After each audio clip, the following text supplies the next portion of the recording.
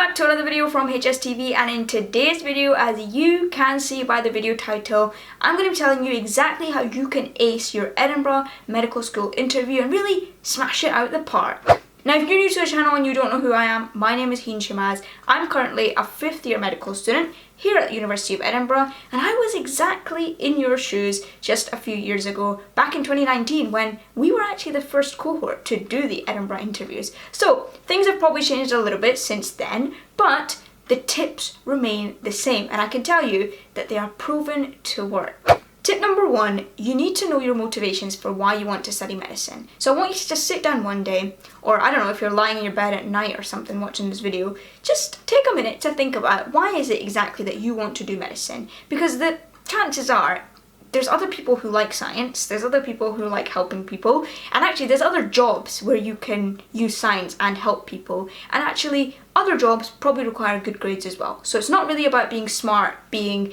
good at science, or helping people. It has to be something else ingrained in you, and I'm guaranteeing you everybody has a unique story, and that unique story, that analogy that you present on your interview is going to go a long way in making your application memorable. And this sort of moves me into tip number 2. Reflecting on your work experiences and your volunteering work. Now, all these things that you did for the past few years, most likely, this is your chance to showcase why you've done them, what you've learnt from them, and how it's shaped your choice into applying for medicine. So once you've kind of given your analogy, it's not like, we don't want some kind of emotional heartbreak story here, okay, like I broke my leg when I was 10 and the doctors really helped me out, and from that day I just knew I wanted to do medicine. No, it probably didn't go like that. Yeah, you're probably inspired by that experience, whether it be yourself with the medical world or a family member with the medical world, but after that you took that inspiration and you dug, yeah? You actually wanted to know more about this career. This is not something that you woke up from surgery and was like, I want to be a doctor, I want to be a surgeon. No, this is something that you actually worked really hard for to find out what this is exactly. And especially nowadays with the media, there's strikes happening, like really medicine doesn't really look like, notice the word look like, a very favourable career choice. So you've definitely done some work experience and some volunteering work that has shown you the realities of medicine, but you are still wanting to do a career in medicine. So that is the journey that you need to take your interviewer on, and you should reflect. And the way you reflect is easy. You pick an experience, you tell me what you learned from it. What were you doing in that situation? What did you see? What did you observe? What did you learn? And then link it to medicine and how it's going to help you become a medical student or a doctor down the line.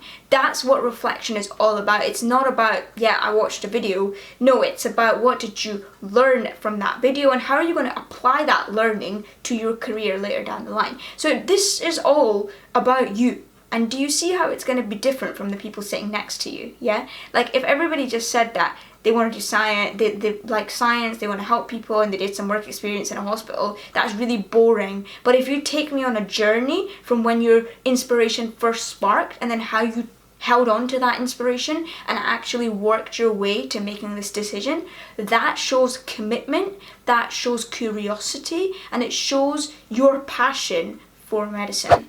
Tip number 3, if you get stuck or you do not know the answer to any question, the worst thing that you can do is ramble on, because I assure you, the people sitting on the other side of the table, and at Edinburgh, these are clinicians, not medical students, they will know when you are just rambling on about nonsense. So if you really don't know the answer to something, it is absolutely fine to one, you got 2 options, okay? Like one, you can say, can I just take a moment? Can you give me a few seconds just to process that?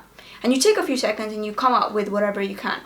The second option is to say, I'm really sorry, I don't know much about this topic, I'm willing to look into it, would you be able to help me a little bit?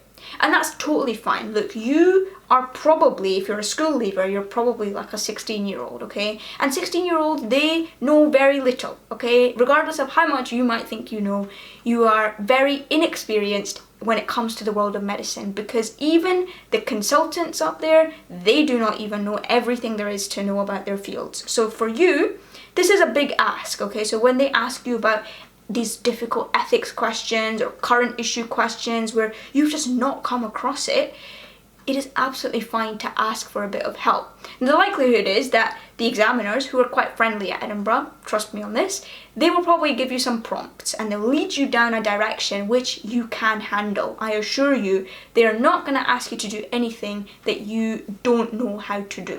Tip number 4 or 5, don't know what we're on. Practice.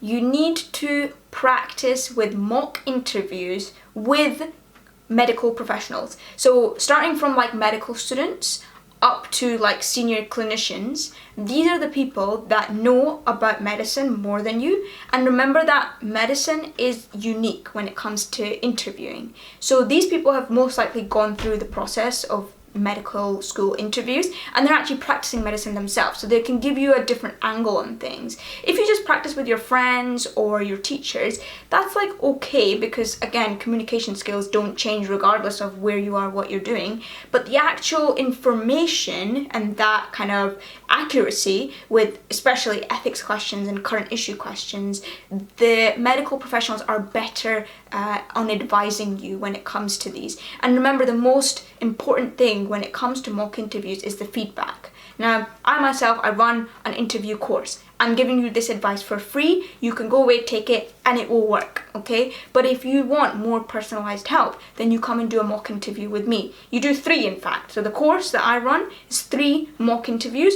You come and do a mock interview with me, and the point is that the interview lasts only 20 minutes. Each session, 20-minute mock interview, and the rest of the hour, so that's 40 minutes, is all about feedback. This is where the real learning happens. So we take, this is where you are right now, and this is how we improve.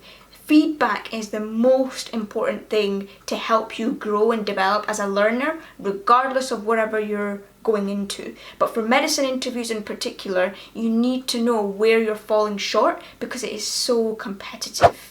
Okay, moving into the next tip, this is all about understanding Edinburgh Medical School's interview structure. Now remember that you have 3 MMI style stations, and then your 4th station is a group work station. Now, the group work task is basically you with a few other of your fellow student colleagues, so you are all in the same boat, and you're given a task and you have to finish that task by the end of the time that you are allocated. So I think it's something around 40 minutes that you're given. So it's not like a quick task, but yeah, it does test, you working under pressure, and it tests your team working skills and your leadership skills. And this is not something that you can suddenly develop within the few weeks that you have between now and your interview, right?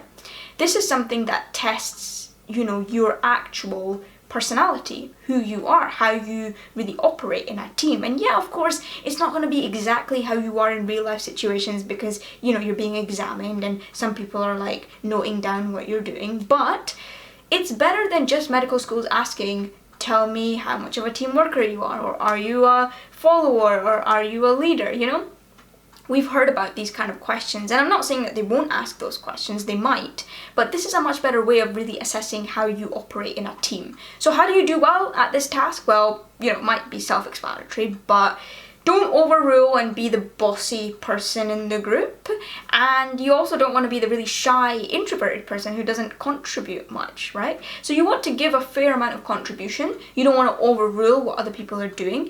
And I know it seems really self-explanatory, but these skills will come through by themselves if you have been engaging in team working activities over the past few months and years. And chances are you probably have, especially when it comes to extracurriculars. If you play a sport or you play in a musical band, there's a lot of team working happening all the time, all around us. But this is now the time for you to really showcase those skills rather than just speaking about them. Now, the next tip is all about trying to stay calm, being resourceful, and making the most of the interview environment. Now, I know that it might seem a bit biased coming from someone who's at Edinburgh Medical School, but honestly, it is a very friendly environment, okay? And the reason I say that is because when you go into your interview, it's not like you go straight into your stations. You're actually given a fair amount of time with some Edinburgh Medical School ambassadors. Now, I'm one of those ambassadors, right? So medical students at the medical school can volunteer to be an ambassador. So these students, they range all the way from first year up to sixth year. They give you an opportunity to kind of break the ice amongst your cohort, but also you can ask them questions about the medical school. So if there's something that you're wondering, something you're not sure about, you can ask the ambassadors there. That is what we are here to help you with. And yeah, try and get to know your colleagues a little bit, because it might be that they're on your group task station.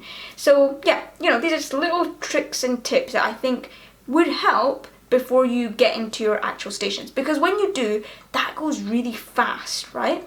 But before that, it's about trying to break the ice, being really calm, drinking lots of water, and just remembering that, you know, you've done all you can, and now is the time to showcase who you really are beyond a bunch of numbers and grades.